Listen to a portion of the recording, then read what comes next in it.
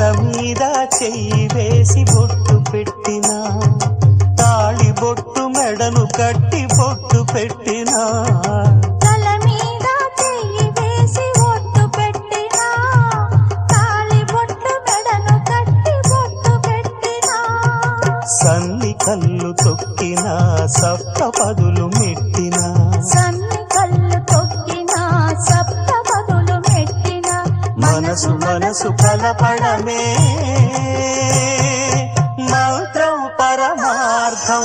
శ్రీరస్తు శుభమస్తు, శ్రీరస్తు శుభమస్తు.